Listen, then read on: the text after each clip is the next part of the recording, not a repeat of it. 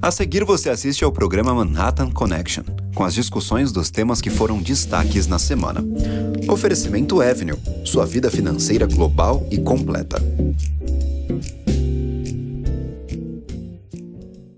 ETFs são fundos negociados em bolsa e administrados por gestores profissionais. Com ETFs, você pode investir em uma série de empresas e temas de uma só vez. A BlackRock é a líder mundial em gestão de ativos e seus ETFs iShares podem ser acessados pela Avenue. ETFs permitem investir nos índices S&P, Nasdaq, energia limpa, tecnologia, commodities e mais. A Avenue tem ETFs BlackRock para diversos perfis de investidor. Saiba mais em avenue.com.br/BlackRock.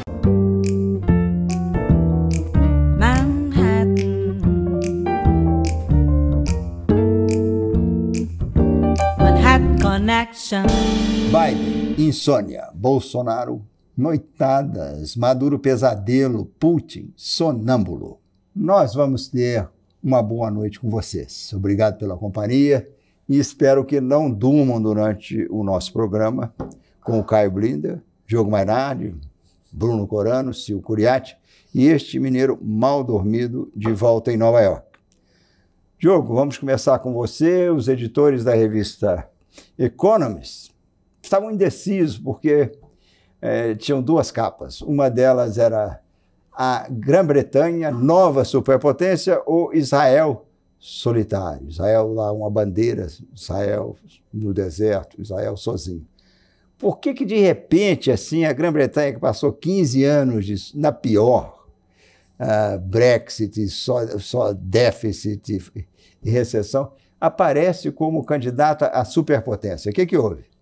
Houve uma hipérbole, né, da Economist, na verdade, mas é uma hipérbole muito bem fundamentada em dados. Eles mostram que a Grã-Bretanha é o buraco do mundo civilizado, ocidental, democrático, mais acolhedor para imigrantes. E eles provam isso, eles provam com números. A gente tem discutido essa questão bastante aqui no nosso programa, mas eles mostram que os imigrantes, ao contrário do que ocorre em outros países europeus e nos Estados Unidos, os filhos dos imigrantes têm notas comparáveis, até melhores, do que os próprios britânicos. No resto da Europa tem uma distância abissal entre as duas coisas. Eles moram melhores, não moram em periferia, não moram necessariamente no gueto das grandes cidades, eles estão bem entrosados. E a Economist explica, dá duas motivações para isso, e ambas são interessantes. A primeira é manjada, mercado de trabalho muito elástico, que permite que os imigrantes, e todos os britânicos, aliás, sejam empregados e despedidos. Essa é mais óbvia. A outra não, a outra é menos óbvia, é que se trata do país, provavelmente, mais aberto para os imigrantes de todo o mundo ocidental. Eles citam uma pesquisa, só 5% dos britânicos se sentem incomodados em ter um imigrante vizinho de casa. Então, esses dois fatores, essa abertura mental dos britânicos, os transforma numa espécie de superpotência, que não é uma superpotência, mas renova a vida britânica, não só a economia. Afinal, eles foram donos do mundo durante muito tempo, né? Então eles ocuparam tudo e hoje estão sendo ocupados por imigrantes. O número que eu li, que é muito bom, distancioso. Não. Então espera. O número que eu li é que em cada 10, 6 imigrantes na Grã-Bretanha são bem-sucedidos. É um número fabuloso, né? Eles conseguem bons empregos. É um número altíssimo. A começar pelo primeiro-ministro, que é uma pessoa muito rica. O primeiro-ministro é conservador, ou seja, vai contra aquela ideia que o Partido Conservador é contra o imigrante, e o prefeito de Londres, que é trabalhista, também é filho de imigrantes do subcontinente, né? Mas a dúvida, a capa que prevaleceu, não foi a da Grã-Bretanha, a Grã-Bretanha deve ter sido até capa na Grã-Bretanha. Mas a capa da Economist foi Israel, a solidão de Israel. Aumentou? Qual o tamanho? É um pouco de hipérbole também, né? Israel ainda é muito próximo do seu grande aliado, os Estados Unidos, tem fricções, sabe? em parte provocadas pela realidade da guerra, em parte provocada pelos interesses políticos do Biden e especialmente pelas provocações que o Netanyahu está fazendo. Ele é um cara muito petulante e faz parte da agenda dele essa coisa. Eu vou desafiar os Estados Unidos. Se a guerra der errado, a culpa é do Biden. Mas não pode ser tão petulante. Tem uma história clássica do Bill Clinton, em 96. Ele teve o primeiro encontro com o Netanyahu. Imagina, o Netanyahu já era primeiro-ministro em 96. Acabou o encontro, ele virou pro assessor. Ele achou tão petulante o Netanyahu que falou assim: "Who's the fucking is the superpower?" Falando em superpower. Ele se acha que ele é a superpotência. Sabe? Esse cara tá louco, né? Ele achou a petulância do Netanyahu. 96? Superpotência de verdade, não hiperbólica. Ele é hiperbólico, né? Ô Bruno, qual é a sua hipérbole? Você vai dar... Estou perguntando a manchete da semana. Qual é o seu exagero? O meu exagero é o que não está na manchete. É o fato de que, na minha opinião, a gente está entrando num modelo de inflação persistente, igual dos anos 90, e o mercado só se fala o seguinte: quando vai baixar os juros, quando não vai, e no fundo não é isso que está acontecendo. A gente já tem inúmeros indicadores que a gente está seguindo nessa linha. Mas o que na manchete, de fato, está ganhando mais destaque, especialmente aqui, foi a ponte, né? Não pela ponte em si, que já é trágico, mas pelo impacto econômico. Maryland, o porto ali de Baltimore, é um dos maiores dos Estados Unidos e já está claro que vai colapsar, vai atrapalhar muito o abastecimento de vários produtos, entre eles inúmeras marcas de carro já anunciaram que eles vão ter problema de abastecimento, o que é surpreendente. Então eles vão precisar começar a redirecionar os navios, mas a carga que já está lá no porto, eles não sabem como é que eles vão transportar. Eu sei. Como? Vai vir para o porto de Nova York. Mas vai ter que embarcar de volta, né? Porque é o que já foi desembarcado. Vamos construir, dar um reforço tremendo no porto de Nova York, Nova Jersey. Nós vamos ganhar nessa história. Vamos sair ganhando. Nós todos vamos ganhar. Vamos ganhar. A mesa inteira vai ganhar. Porque até reconstruir aquele troço vai levar muito mais tempo. Vai. Tem que só deslimpar o que está no chão lá no fundo do mar. Nessa ponte é um trabalhão. Então, vão decidir... Não, realmente vão redirecionar. Mas o problema é que tem centenas de milhares de containers já no chão. Já no chão. E aí eles não sabem como... Prejuízo. Eles querem ver um jeito de como remover isso de lá. Só embarcando de volta e levando para o outro porto. Eu aprendi uma coisa... Já te contei uma novidade, agora eu vou te contar. Eu acho que tem uma outra que não... Essa foi até notícia, mas não ocupou o espaço que devia ocupar. Recessão. O que o Biden vai fazer que ninguém faz em época de eleição? Ele está prometendo aumentar imposto, que é um peito, ninguém faz isso. E não só vai fazer, como vai ser um tema de campanha.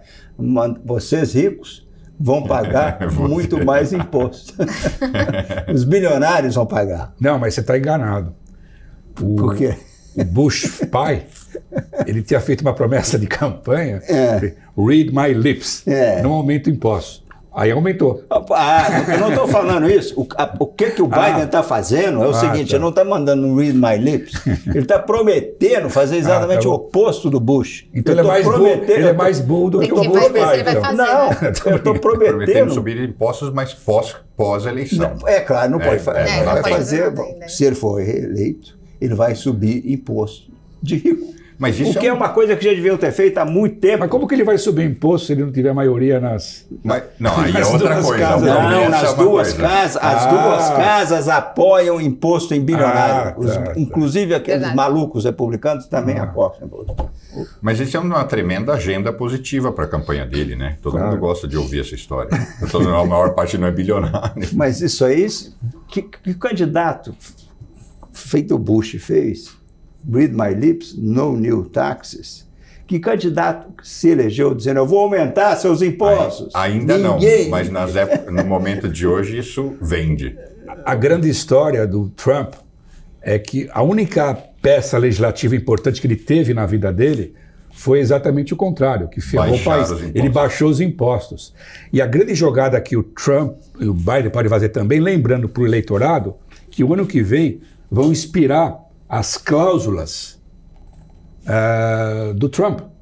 Ou seja, ele tem que lembrar, se o Trump for eleito, ele vai baixar ainda mais os impostos dos ricos e das corporações tipo Bruno Correia. Aí os 25, os 25 ricos votam nele. Não, eu estou dizendo, eu sou melhor marqueteiro do que você. Sim. A melhor coisa que Biden pode fazer é lembrar, se o Trump volta, ele vai baixar ainda mais os impostos dos ricos. Ele vai ter que fazer outra vez, porque vão inspirar as medidas que ele... Ele, no fundo, vai tentar renovar, né? Mas tem que ver se ele vai conseguir passar. Porque nesse momento, o nível de déficit no governo, as casas não vão aprovar. E ele corre o risco de perder, corre o risco de ganhar também o Senado e a Câmara. Né? Ô Sil, a manchete da semana é essa, da Economist, foi na semana passada, a dúvida sobre Israel. A dessa semana é só a praia, que é a inteligência artificial na medicina. Qual a novidade? Nada hiperbólica essa capa, né? Se ela for alguma coisa, ela é uma metonímia ali, porque a inteligência artificial pode realmente revolucionar a saúde.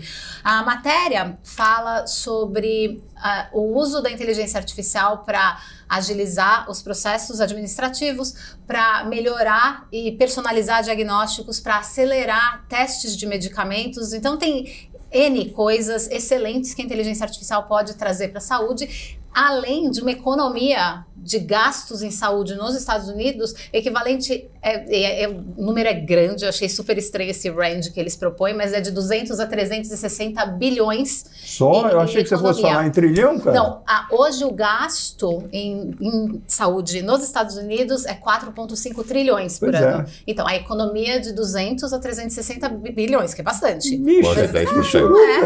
É uma economia boa. Para uma inteligência artificial entrando agora, a primeira fase de uma inteligência artificial é uma boa economia. Eu só acho que o range é muito grande. Eu acho que assim, o número o espaço entre 200 e 360 é um espaço muito grande.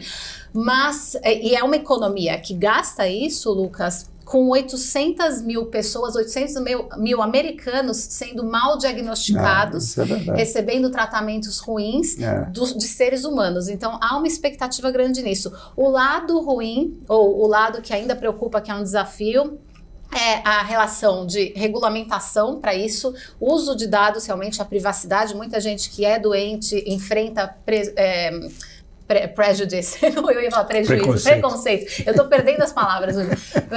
Enfrenta preconceito por afirmar que é doente, então as pessoas querem proteger os seus dados e todas as questões com seguros que também são perigosas. Já teve seguro no passado, talvez ano passado ou retrasado, que se ferrou porque tomou decisões baseadas em inteligência artificial e não aprovou os pedidos de cobertura de idosos, por exemplo. Então esse é um problema grave.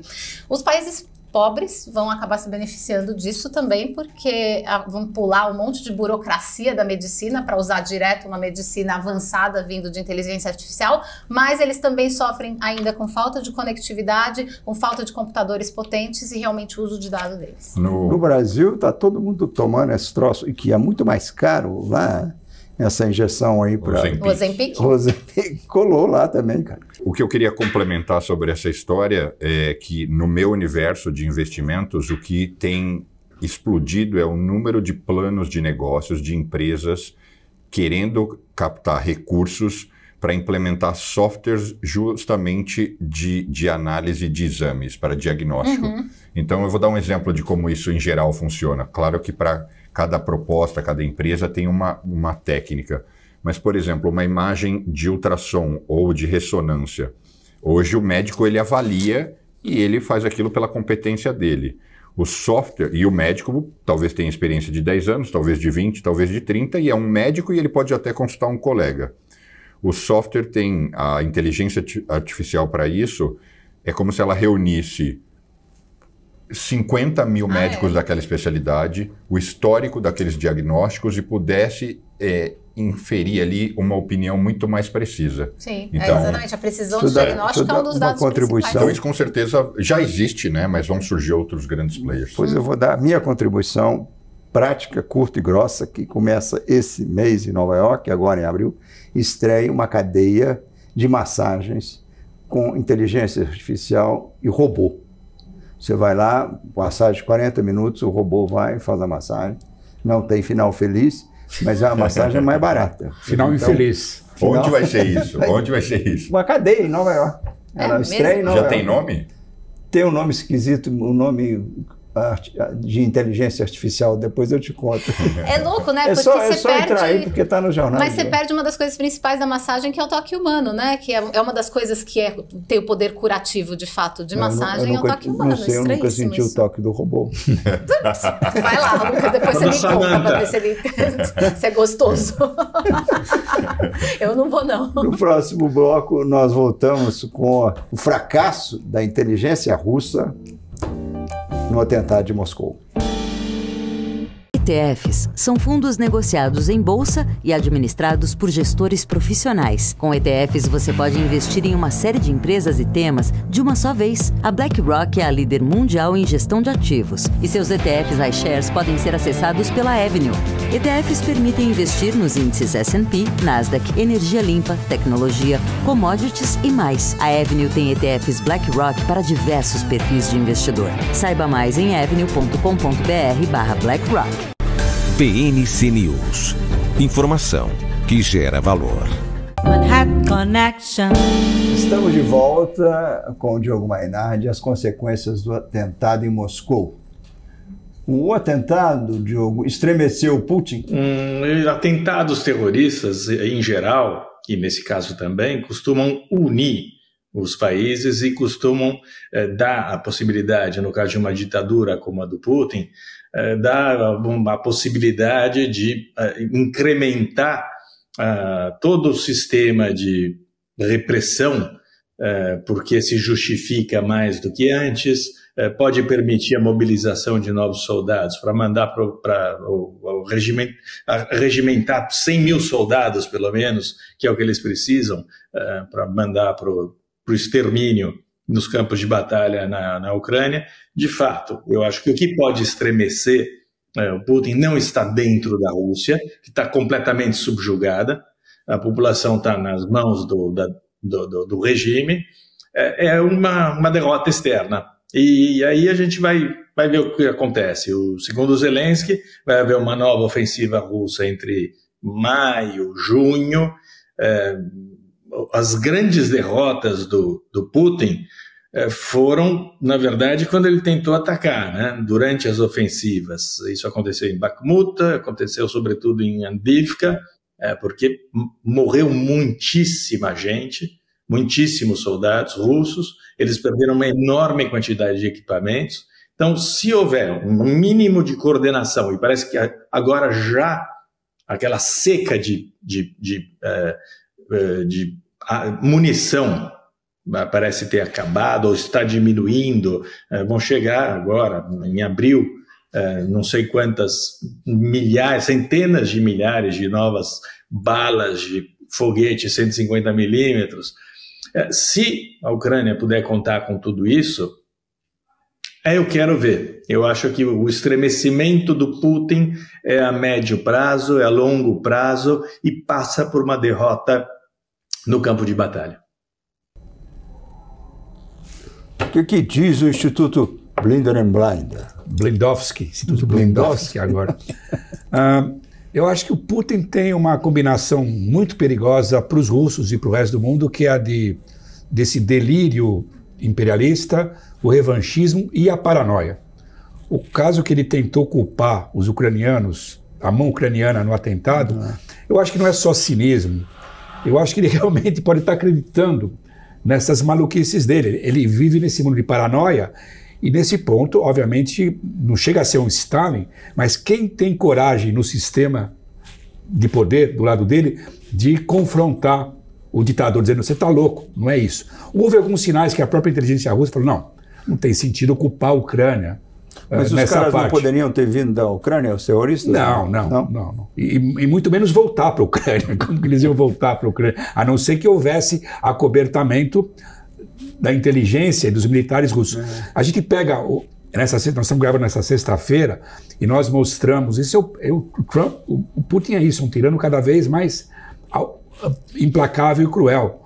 Nós mostramos as capas da Economist, que iam ser, não iam ser. Hoje, sexta-feira, a capa do Wall Street Journal, em grande parte, está branca. É para lembrar o primeiro aniversário da prisão do seu repórter em Moscou, o Gershkovich. acusado de espionagem, que é uma bobagem, uma total fantasia. O que mostra, o Putin vai sempre recorrer a essas medidas, reprimindo não só a população russa, mas está disposto a sequestrar estrangeiros, prendê-los, para usar como troca por russos no exterior, ou seja, ele é que nem o Hamas.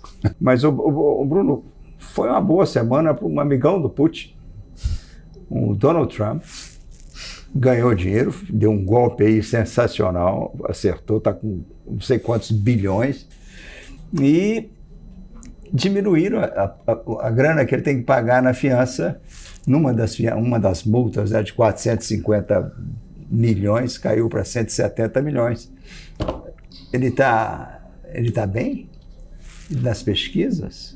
Ele está feliz? Eu acho que ele nunca teve melhor, né? Ele mais que duplicou a fortuna, está indo bem nas pesquisas, ainda parece que o partido ajudou a pagar aí as contas, então ele nem teve que pôr tanto assim a mão no bolso.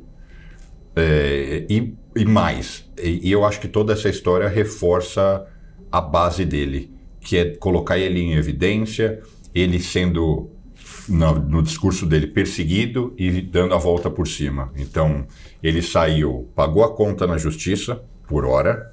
Não pagou nada ainda. Mas ele colocou lá a garantia. Pagou zero, nem foi para prisão, nem foi condenado e nem pagou na grana ao vivo. Não. Só pagou aquela uma de 81 milhões da estuprada. Mas ele ganhou no sentido de abaixar uma conta que era de 500 milhões para menos de 200. Ele é o que está... Ele está super bem na foto. Igual ao Al Capone. Ele começou a semana dizendo, eu sou... Mas, Lucas, só um detalhe, as pesquisas não foram muito boas para ele, não. As últimas pesquisas... Concordo. Mostram eu perguntei ao Bruno se as pesquisas foram boas. Eu também... As pesquisas não estão tão boas. As pesquisas estão muito fluídas, né? Não, as pesquisas de Estado para Estado... De meses para cá, elas Não. As pesquisas de Estado para Estado mostram que ele está empatado. O Biden conseguiu empatar com ele. A Pensilvânia, Michigan e Wisconsin. Se o Biden consegue virar esses dados, acabou, né? Mas ele já vem nessa rivalidade muito próxima. Há muito tempo. Há muito tempo. Então, o que eu quero dizer só é que com a base dele, ele continua muito forte. E de fato, a semana, nesse sentido, de grana, foi ótima para ele. Foi boa. Só que o Biden chamou três amigos aqui. Do Al Capone, como que... semana ele começou dizendo que ele era mais poderoso do que o Al Capone. O eleitorado dele admira o Al Capone. Mas tem que explicar. Quem é gangster é parte do time do Trump. Tem que explicar duas coisas. Só você está ansioso. Então é o seguinte, ele disse, o Al Capone só foi condenado, só foi indiciado uma vez, o que é mentira, porque ele também é mal informado, sempre dá informação errada. Ele cria a informação que lhe é conveniente. Pois não, porque ele não sabe. O Al Capone foi indiciado 6 vezes. E ele falou, eu já fui indiciado 4 vezes. Então, quer dizer, como se fosse o meu negócio. Olha aqui, olha. O Al Capone não é nada perto de mim. Mas ele acha que isso é boa promoção. E, de fato, acho que para a base e tem uma coisa muito cínica. Ele tem feito isso há algum tempo. Ele está de olho em quem? É uma coisa tão racista da parte dele. No eleitorado negro. Ele falou, eu estou que nem vocês, está vendo? A gente é perseguido pelo sistema judicial. Os negros são perseguidos. Agora, o Al Capone tem que lembrar a coisa óbvia, que é o pior paralelo que ele pode fazer. Número 1. O Al Capone tinha sífilis. Então, essa é a comparação que ele tem. Morreu de sífilis. Ele escapou de Alcatraz. A mulher dele conseguiu tirar de Alcatraz por causa do sífilis. Depois, o sífilis realmente tomou conta do cérebro dele. Ele morreu do coração. Mas estava já... Imagine, essa é a comparação dele. E ele não está tão bem de grana. Ele está tão desesperado, Trump, que nessa semana santa... O que ele fez? Ele está vendendo Bíblia. Ele foi vender Bíblia. Mas eu não acho que é pela grana. É pela grana imagem, também. É pela porque imagem. o Sanders também acho. Não, se for pela imagem, ele tem a que grana dar entrou nessa mutreta mas que ele fez aí. Tudo é grana. Mídia. É tudo mas dinheiro, isso é papel gente, ainda. Tudo que entra de grana para ele é bom. E falando em Semana Santa, a gente falou em hipérbole. Com quem que o Trump se compara todo o tempo? Jesus Cristo. É Jesus Cristo. Então essa é a semana perfeita para ele. Mas a moral da história é o seguinte.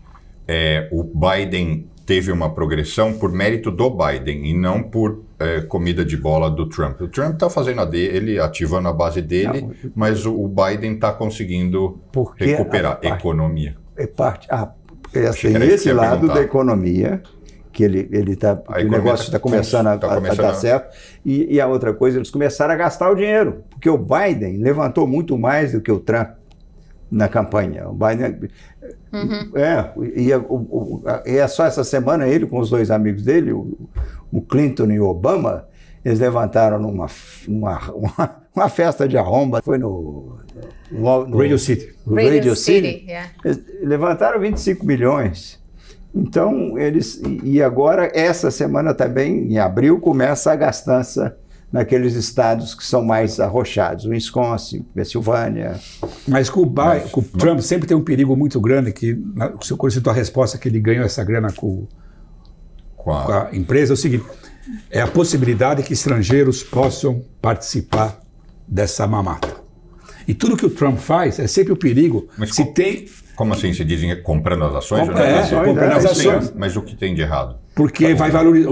Estrangeiros vão querer, é um conflito de interesse. Você dá acesso. Tudo que o Trump faz é acesso. Ele vender quarto para você se hospedar no hotel dele em Washington é dar acesso. De repente ele levar caixas de documentos secretos para Mar-a-Lago, o que ele vai fazer com eles? Bom, ele guardou até no banheiro aqueles documentos. Não, mas a história da empresa, eu só ressalto duas coisas. Primeiro, que tem uma grande chance de ele usar recursos dessa empresa para se autofinanciar. Claro. Nunca. Ele não põe a mão no bolso. O dinheiro é sempre dos outros. O cara investe dinheiro nessa empresa, é um quiprocó. Depois ele vai querer coisa do Trump. E o segundo, essa empresa virar uma segunda GameStop, que é valorizar um monte e depois virar pó. É outra possibilidade. Ela subiu para 8 bilhões. Porque no fundo não tem seguidor, a rede não tem relevância. Nenhuma. E a imensa maior parte dos... Não, só para aproveitar. Diga. Hoje, Páscoa, eu me arrisco a dizer o seguinte: os institutos de pesquisa estão superdimensionando o eleitorado do Trump. Depois de terem errado 2 vezes, eles estão corrigindo e estão dando um viés positivo do Trump que o Trump não tem. Você vai ver. Ele tem 2 pontos a menos do que aparece em todos os... Olha aqui. Você vai ser crucificado por isso. Você vai ser crucificado por essa... Você está mais bem informado da Itália do que você. Então... Você está mais bem informado aí da Itália. A pior coisa é você dar essa visão, porque você tem que deixar o eleitorado democrata tenso. Não, eu não quero fazer... Se ele não tiver tenso, ele não vai... Esse é o problema de vocês que moram aí. Eu estou falando que os institutos erraram 2 vezes e não querem errar da mesma maneira pela 3ª vez. Vamos continuar com a Sil em eleição americana. Você conhece uma moça chamada Nicole, que essa agora é a vice-presidente de um Kennedy. Quem é a moça? Dinheiro ela tem, o que mais? Que raiva desse Kennedy resolver se lançar, né? Enfim, a Nicole Shanahan, uma jovem de 38 anos, advogada com experiência em patentes, ela abriu empresas, foi presidente de empresas que relacionam patentes com tecnologia para inovação e tudo mais, mas o que ela tem de fato, ela não tem nenhuma experiência política, 0 experiência política, o que ela tem é um bolso bastante fundo, e é por isso que o Kennedy resolveu chamá-la para ser vice. Esse dinheiro dela, em grande parte, ela sempre doou para o Partido Democrata. Ela já colocou 4 bilhões na campanha do Kennedy, 4 milhões na campanha do Kennedy recentemente, mas esse dinheiro dela vem do divórcio de Sergey Brin, que é um dos fundadores do Google, um dos 10 homens mais ricos do mundo. Então, grande parte do dinheiro dela vem disso. Ela é uma pessoa... E dos relacionamentos que ela tem também, né? Ela é uma pessoa muito bem relacionada, então a escolha do Kennedy foi parcial por conta de dinheiro e relacionamento, principalmente no Silicon Valley, com as empresas que podem trazer ainda mais dinheiro para a campanha dele, mas ela não tinha nenhum jeito mais inteligente para perder dinheiro? Ela é muito inteligente, ela é uma mulher muito inteligente, ela é mesmo, ela é uma mulher muito inteligente, teve negócios interessantes, mas talvez seja fama, né? A gente não sabe, o problema dessas pessoas às vezes é a popularidade. Silicon Valley tem essa coisa de estar contra os 2 partidos, que são a mesma coisa. O maior perigo que ela tem ajudando o Kennedy, é um pouco hiperbólico o apoio que ele está recebendo hoje nas pesquisas. Sempre vai diminuir para candidato independente. Mas numa eleição apertadíssima, então, ele vira o jogo. Ele tira voto do Biden. Ele tira mais votos dos dois. Tira dos dois. Tira mais dos dois, mas ali na margem. Se você chega numa eleição, lembrando o Ralph Nader, no ano 2000, que 537 votos viraram a eleição na Flórida. Só que ela não consegue voto de um Kennedy. Todos detestam. E a família se pronunciou, falou, olha, nós não temos nada a ver com essa mulher. Hoje em dia, voto nem com esse cara. A marca Kennedy com ele, é mais com ele o problema, não é com ela. Ele conseguiu desvalorizar a marca Kennedy como poucas pessoas conseguiram. Não, ele é um cara anti-vacina, é um cara, ele não sabe o que está falando, não sei que ele está, enfim. Nós voltamos no próximo bloco com as especialidades da casa: corrupção, esporte e crime. ETFs são fundos negociados em bolsa e administrados por gestores profissionais. Com ETFs, você pode investir em uma série de empresas e temas de uma só vez. A BlackRock é a líder mundial em gestão de ativos e seus ETFs iShares podem ser acessados pela Avenue. ETFs permitem investir nos índices S&P, Nasdaq, energia limpa, tecnologia, commodities e mais. A Avenue tem ETFs BlackRock para diversos perfis de investidor. Saiba mais em avenue.com.br/BlackRock. PNC News. Informação que gera valor. Manhattan Connection. Vamos recomeçar com você. Feliz Páscoa, ou feliz resto de Páscoa para você e para a nossa audiência. Mas o que você tem nessa? Você sempre bateu na história da Marielle, do assassinato da Marielle. No fim das contas, e sempre tinha esperança que fosse culpa do Bolsonaro. Quem é o maior culpado nessa história do assassinato da Marielle? O maior culpado é o sistema todo. Quer dizer, o fato do chefe de polícia do Rio de Janeiro ser implicado como autor intelectual do assassinato, ele certamente acobertou. O chefe do Ministério Público do Rio de Janeiro está envolvido também. Mas o que se vê hoje em dia, na verdade, os nomes já estavam aí há muito tempo, né? A Raquel Dodge, que era a PGR em 2019, já tinha levantado essa bola, já tinha defendido a necessidade de federalizar o caso, porque a polícia do Rio de Janeiro estava suja, porque o Ministério Público do Rio de Janeiro estava sujo e que a resolução do crime não ocorreria dentro do Rio de Janeiro e que seria muito mais conveniente levar para Brasília. O partido da Marielle, os familiares da Marielle, falaram, não vamos mandar para Brasília, porque lá tem o Sérgio Moro e tem o Bolsonaro. Então vamos deixar aqui no Rio de Janeiro. Eles deixaram com os criminosos esse troço. Então algo que poderia ter sido resolvido em 2019 se arrastou até hoje e chegou aos mesmos nomes que já se conheciam em 2019. Serviu para fazer propaganda contra o Bolsonaro, que vai ser preso por outros crimes, não por esse, e ao mesmo tempo se perdeu um tempo, se perdeu. Eles ganharam, por oportunismo político acabou pagando. O Freixo, que era o chefe da Marielle, é o presidente da Embratur, a irmã da Marielle é ministra, a mulher da Marielle é vereadora. Então todo mundo saiu ganhando. Lula saiu da cadeia e é presidente da República. Todo mundo da esquerda saiu ganhando.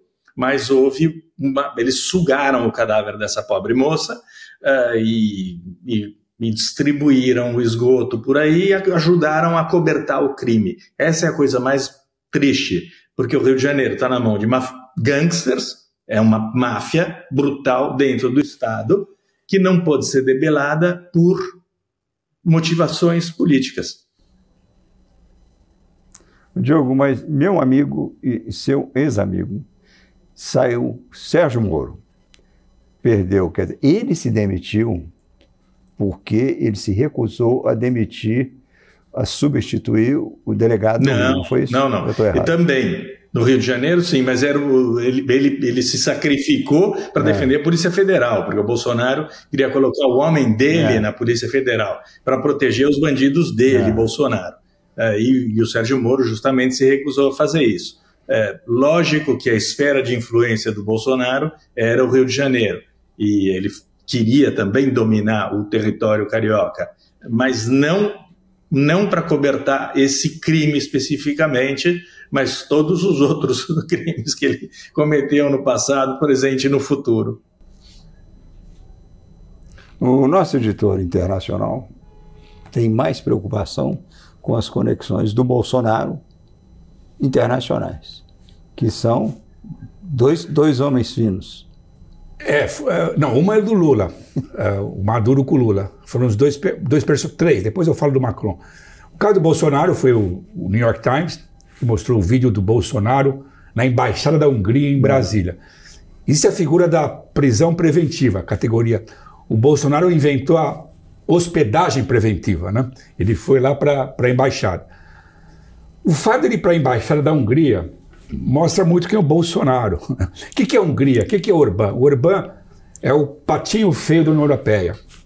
Ele é o cúmplice do Putin e a Hungria é o país mais corrupto da União Europeia. Essas são as ligações do Bolsonaro. Ele tem uma afinidade ideológica com o Bolsonaro e com o Trump e com o Putin. Esse é o quarteto do Orbán. O caso do Lula é diferente. Sabe, é um outro fascínio que é pior hoje em dia. Ele teve que, mais ou menos, dar uma bronquinha no Maduro. Tanto o Lula como o Petro da Colômbia, pela sacanagem que ele está fazendo na Venezuela, que impede sequer a participação de oposição de verdade na eleição, como o Putin faz na Rússia. Foi tão escandaloso que o Maduro está fazendo que o Lula teve que dar uma bronquinha. A compensação para o Lula essa semana foi a viagem do Macron ao Brasil. O Macron, hoje, que é a figura mais resoluta na Europa contra o Putin, fez uma viagem que foi boa relação pública para o Lula. A presença do... E para o Macron também, não? Ou não? Também. Mas para o Lula foi importante mostrar que ele não é tão isolado como o Bolsonaro, na época que ele era presidente. Mostra a preocupação do Lula com a questão da mudança climática, da Amazônia, do meio ambiente, ou seja, em termos de presença no exterior, foi muito boa essa viagem do Macron para o Lula. Mas é isso, o Lula que é cúmplice do Putin na Ucrânia. E o Macron é o grande inimigo do Putin na Europa. Lucas, eu peço só... Desculpa, eu peço só 20 segundos para lembrar que os marqueteiros do Lula, João Santana, Mônica Moura, o casalzinho, Xepa, eles confessaram para a Lava Jato, para o seu amigo Sérgio Moro, que compraram a eleição do Hugo Chávez dando dinheiro vivo de propina da Odebrecht nas mãos do Nicolás Maduro. Então, a cumplicidade aí, criminosa, é muito grande, não é só, a gente não está falando só de um apoio ideológico ou de um relacionamento afetivo e político, nada disso. Tem um componente criminal muito, muito forte aí. O Robinho, Daniel Alves e Gabigol condenados comprometem a imagem do Brasil no nosso futebol? Mancha Brasil, mancha futebol, mancha sistema de justiça. Se você pensar, o Robinho foi condenado na Itália e foi cumprir pena no Brasil, uma pena de 9 anos, que se ele fizer tudo direitinho e cumprir 40% da pena, ele pode recorrer e eventualmente sair antes. No Brasil, que estupro é um crime hediondo e inafiançável, mas ele pode vir a sair antes. Isso se já não liberarem nos próximos dias, né? Daniel Alves, é um absurdo que simplesmente pagar 1 milhão de euros para sair da cadeia está dizendo para o mundo que estupro é um crime que tem um preço, então se você estuprar e tiver o dinheiro para pagar, tá tudo certo, você pode fazer. Isso, assim, é uma das coisas mais descabidas que eu já vi. E no caso do Gabigol, que é uma fraude do sistema de doping, do controle de doping, ele, teoricamente, a pena deveria ser de 4 anos, ele pegou 2, porque tem outras regras ali do tipo de atleta que ele é e etc. Mas, sendo que 1 ano ele já teoricamente cumpriu, porque é do dia que aconteceu a infração, ou seja, aconteceu em abril de 2023, então ele passou 1 ano jogando sabe-se lá como e já conta como pena. Então é tudo absurdo, mancha tudo, na minha opinião. O Bruno, encerrado e encanado o Sun Fried ou Fried? Como é que a gente fala o nome? Chamam dos dois jeitos, né? Ele tá frito. Ele tá frito. É o sambanqueiro frito. Agora, era pronta, né? Deu um cano que a gente já leu de 8 bilhões e 11 bilhões. Eu acho que é de 11 bilhões. 11 bi. Eu falei bi. De 11 bilhões. E todos perderam, e não só ele, mas quem botou o dinheiro perdeu. E ele pegou 25 anos. Qual é a lição?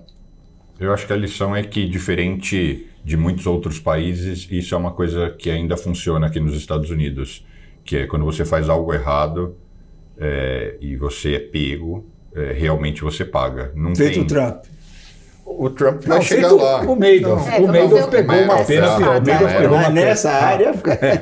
Crime final. O Madoff pegou uma coisa de... Mas, em geral, né? Os crimes aqui são punidos. Se você faz algo errado no trânsito... Você vai parar na cadeia. Porque você é normal, você é uma pessoa normal. Vamos ver o que acontece com o Trump.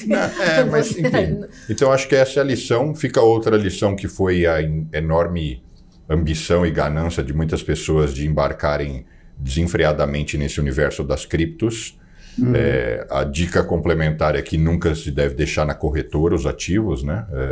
Isso é muito, muito arriscado de qualquer forma. Assim como quando a gente compra ações... Elas são suas, por mais que a sua corretora quebre, as ações são suas, você vai para outra. Você jamais deixa o dinheiro custodiado no intermediário. Então, acho que tem várias pequenas lições, mas já era previsto, né? Já era previsto. Então, é um contraponto aí ao que a gente acabou de falar dessas histórias do futebol, né?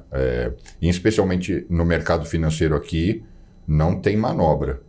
Todos os casos de mutreta e escândalo, as pessoas foram severamente punidas.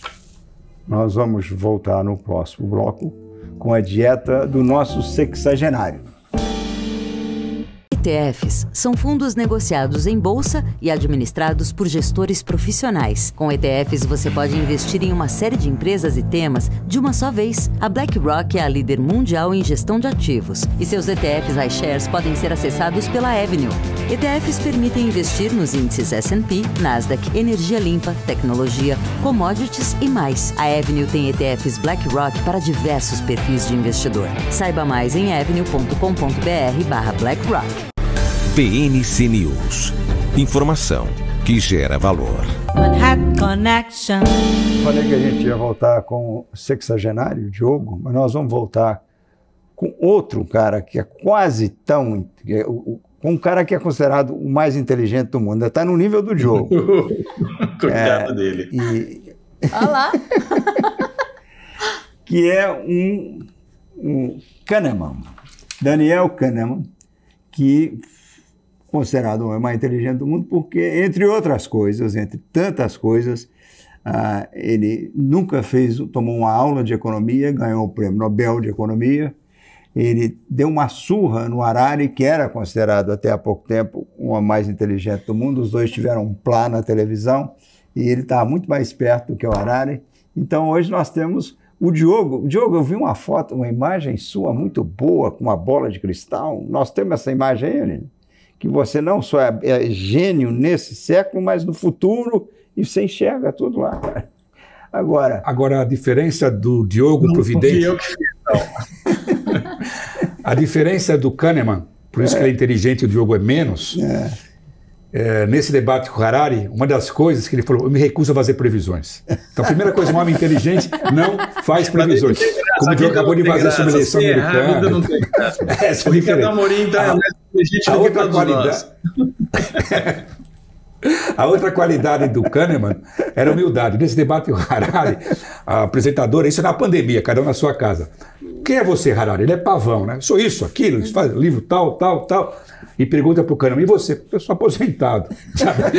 O Diogo quer se aposentar, ele fala também. Não, mas o cara, nessa altura da vida, nonagenário, ele morreu com 90 anos, foi uns 2, 3 anos. Agora, primeiro, ele colocou a economia no seu devido lugar, não só porque não era economista, mas porque ele mostrou os erros elementares da ciência econômica. Ele falou, tudo que envolve o ser humano é uma ciência social, humana, não pode ser uma ciência exata como uma escola de economia queria. Então ele mostrou, nós temos nossos preconceitos, nosso viés, então a gente toma decisões com instinto, cometendo erros de julgamento, isso vale para tudo, não na economia como no resto. Ele era psicólogo, né? Claro. Então ele tinha assim... Então ele tem duas sacadas. Uma sacada grande, falou, tudo que é complicado, se você não conseguir explicar de forma simples, você não tem credibilidade. Essa era ótima. Você deve conhecer a teoria clássica dele, a hipótese dele clássica, que a nossa aversão à perda. Você sente muito mais quando você perde $100 do que quando você ganha $100, sabe? O impacto é 2 vezes maior. É o impacto na tomada de decisão, né? A teoria da prospecção. Claro, quando então, você toma decisões movido ao medo de perder e não à vontade de ganhar. E tudo que ele fez é com base em observação. A gente falou muito em prisão, em crime, né? Ele tem uma outra sacada, só para eu acabar. Ele dizia o seguinte, se um juiz vai determinar se vai conceder liberdade condicional a um réu, qual é o fator decisivo?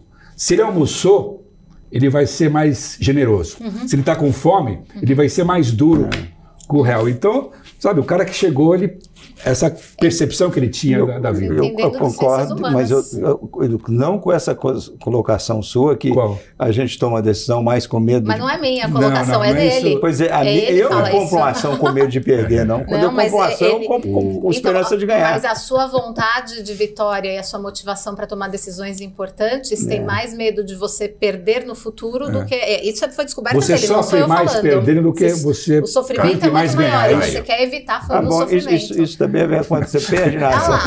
Poxa, você concorda com o Caio, Caio, pelas suas colocações, você leu o Think Fast and Slow. Percebi. Eu fiquei quieto aqui porque é meu mundo, então eu conheço claro que eu li. O resumo. Ele foi o cara que trouxe a fusão entre os aspectos e as competências emocionais e a ciência financeira. Ele cruzou essas duas coisas para gerar uma racionais, né? Ele chama de racionais. Que eu nunca, mas muito atrelado sempre a dinheiro, né? Então essa correlação. Mas tudo que ele disse, tudo vale para tudo, para qualquer tipo de negociação, sabe, os insights dele valem para qualquer área de relacionamento humano. Gerou técnicas de venda, de marketing e tudo mais. Por causa dele, nós estamos nesse bloco que é de comportamento. Claro. Né? Então, dieta é comportamento? Não, dieta é um suplente.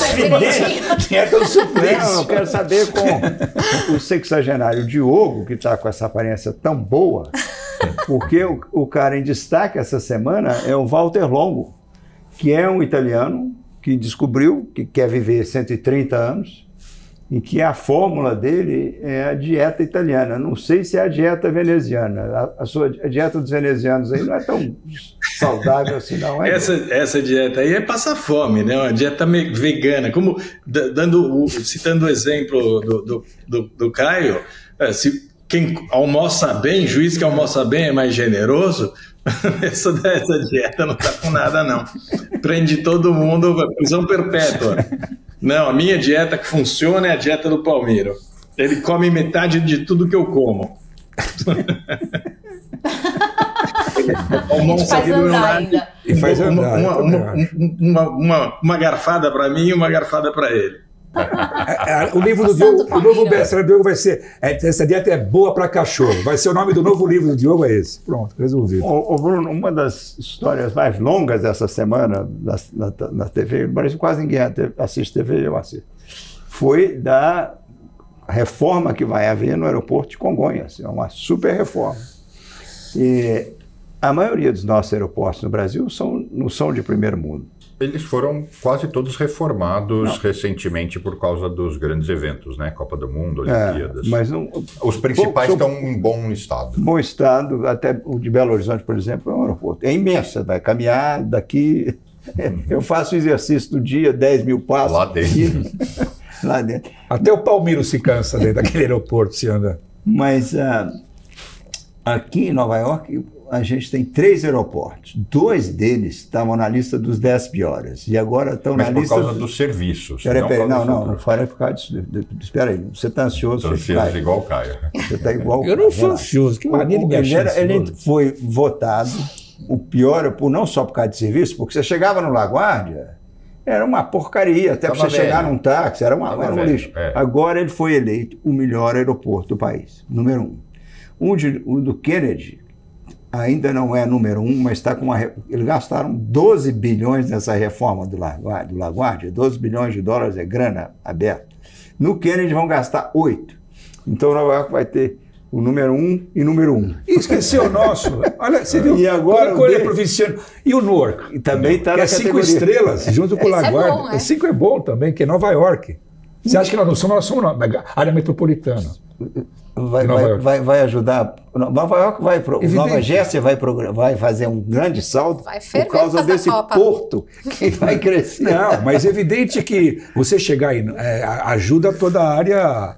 Não, eu sei, eu cheguei lá ontem. Então, ele é ingrato com a gente, né? Que Nova Yorkino despreza New Jersey. Newark é muito mal ranqueado em algumas pesquisas, mas para nós, usuários, ele é muito bom. Eu acho até estranho, porque eu vou para outros aeroportos por aqui que eu falo é um caos.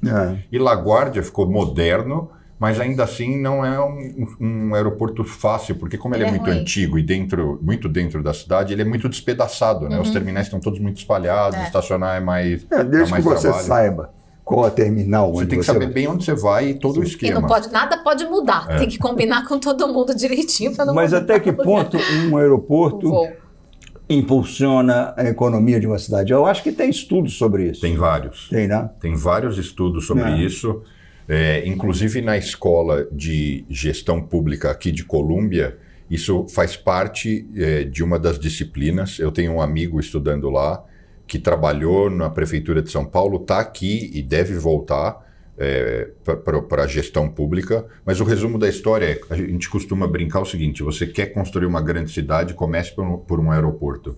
Porque sem transporte, as pessoas acham que o aeroporto é só o lugar que as pessoas embarcam e desembarcam, mas tem um comércio de mercadorias enorme.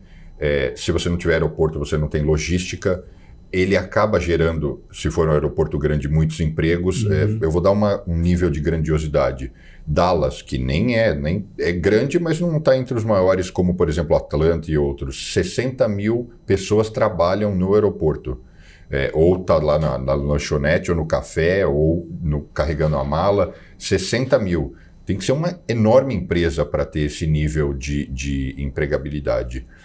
Então tem uma correlação totalmente direta.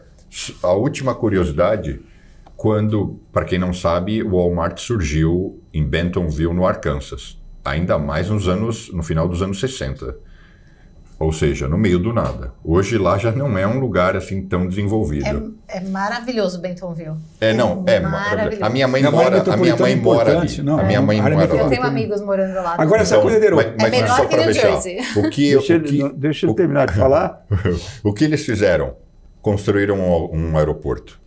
E aí impulsionou, lógico, o Walmart, o quartel-general, mas foi com a criação do aeroporto que a região desenvolveu, e foi com o capital da empresa. Então vamos usar essa sabedoria sua. Você quer impulsionar, criar uma grande cidade, você começa com o aeroporto. Se você quiser uma grande fortuna, como é que você começa? Feita a sua. Eu ainda não encontrei o caminho, por isso que eu não tenho. Você começa trabalhando muito, estudando, trabalhando muito e tentando encontrar boas oportunidades. Eu queria te perguntar, porque você tem uma pequena fortuna, né? Eu não tenho fortuna nenhuma, nem pequena. Não, porque a sabedoria, se você quiser começar a fazer uma grande fortuna, uma pequena fortuna, você começa com a grande. E aí você perca. Você vai perder e chegar lá. Ou arruma um bom casamento. Olha aqui, inteligência artificial não é comportamento, Pode ser Pode também, ser, né? Eu acho. Porque é sua praia. E você descobriu que ela está indo muito bem ou está sendo aplicado no esporte, no futebol. Sim. Como é que ela entra? Tem um caso super interessante. Você sabe que isso é o que eles dizem, né? Os estudos estão mostrando que 30% dos gols decisivos em grandes campeonatos vem de escanteio, de jogadas de escanteio. Então, Liverpool, o time inglês, Liverpool, fez uma parceria com o Google, o DeepMind do Google, para criar o Tactic AI. O Tactic AI é um sistema de inteligência artificial que analisou mais de 7 mil escanteios da Premier League e está recomendando aos técnicos as melhores jogadas de escanteio para não haver erro. Então, nos testes que já foram feitos, a previsão de acerto do AI, do que ia acontecer na jogada foi de 78%. Então, 78% das jogadas foram acertadas. E eles fizeram também um teste cego, que esse é super interessante, de criar jogadas pelo Tactic AI, pela inteligência artificial, e técnicos criando outras jogadas, e ofereceram aos técnicos dos times para escolherem quais eram os melhores lances. 90% escolheu os criados por IA. Então, o IA, o que ele vai gerar no esporte vai ajudar a se tornar muito mais técnico, principalmente jogadas como essa de escanteio, que não dependem do balé ali, da coreografia, que a gente não sabe o que vai acontecer no meio do jogo. O escanteio é uma coisa mais técnica. Então, vai ajudar os escanteios a melhorarem, vai ajudar a decisão de campeonatos e vai ajudar muitos times que foram rebaixados também a subirem, porque eles podem se tornar mais técnicos e melhores através desses aprendizados. É super interessante. Eu falei com você falou, não quero tocar no assunto de depilação. Ah, tá. Depilação das mulheres. Eu vou deixar para vocês homens falarem disso. É um tema, vocês são muito mais peludos, falem vocês. O Caio se interessou. E eu vou te contar uma história. Porque essa invenção brasileira, que é a wax, Brazilian wax, que é uma depilação com cera, né? Quente, raspa, tudo. O negócio pegou. Aqui em Nova York chegou. Daí você chega nas lojas, depilação brasileira, Brazilian wax. Minha surpresa maior não foi isso, é que agora em Belo Horizonte, naquela minha província, eu descobri que os homens estão fazendo a mesma coisa. Você sabia disso? Olha, eu aprendi com o Daniel Kahneman, tudo é observação. Tudo que você tem que fazer observação, não pode ser chutômetro. O ano que eu jogo squash, que eu sou o mascote do meu time, você presta atenção nos outros? Eu presto atenção em tudo. No vestiário, eu nunca vi nada disso. Então, essa é a minha opinião científica sobre o assunto. Pois é, então eu comecei uma pesquisa. Eu fiquei tão assustado, porque o cara, que era um cara da minha idade, falou, não, eu estou no mercado aí, como é que você não raspa? Todo mundo raspa. Aí eu saí perguntando para os sobrinhos, para os amigos, falei, você raspa? E todo mundo raspa. A maioria, não é todo mundo não, mas na minha pesquisa, quase mais da metade. Mas a imensa maior parte são mais jovens. Também. Os sobrinhos são jovens, mas tem uma ala que não é tão jovem. E há 2 ou 3 tipos de raspagem. Tem uma que é com máquina 1, que fica bem curtinho. E outra o pessoal apara com tesoura mesmo. Então eu falei, mas escuta, depois de 3.000 anos, por que vocês... Não, uma é uma questão de higiene, outra é uma questão de estética, os parceiros ou as parceiras gostam, e a outra que eu achei a mais bizarra é que quando você raspa, cresce o membro, dá a impressão, dá a ilusão que seu pinto ficou maior. São ilusionistas. Pois é, eu falei, pô, na minha idade, se isso der certo, eu não quero ter mais uma ilusão. Eu vou viver desiludido. Fazendo comentário de vestiário, tipo, porque isso é uma conversa de vestiário. Eu tô de butuca que você, quando faz essa raspagem, você ganha um Viagra junto, aí o cara acha que... Pois é, eu acho que... Esse é o golpe, essa é a marketagem. O cara, quando ele compra o raspador, ele já compra o Viagra. Não, é o brinde, aí o idiota acha que cresceu. Mas não é isso. Então vou subir o padrão da conversa. Obrigado. Sabe quem eu encontrei? Numa noite lá, num bar, dançando, com uma animação, uma alegria. E aí veio cumprimentar que ele está próspero, que agora vai subir saiu o nível da pobreza. É o nosso querido Felipe Nunes, o pesquisador. E eu falei para ele, Felipe, você imagina, eu descobri aqui em Belo Horizonte, imagino como é que está no Rio, porque se Belo Horizonte já estão raspando, o Rio deve estar assim. Mas não é sempre mudando de assunto, né, velho? Aí eu falei, Felipe, você raspa? Ele riu muito e falou, mas eu quero que você faça uma pergunta. Pergunta ao Caio. Foi o Felipe, não estou mentindo. Felipe, você mandou ou não mandou perguntar se o Caio raspa? Eu respondo para o Felipe. Sobre dinheiro e minha vida íntima eu não falo nada.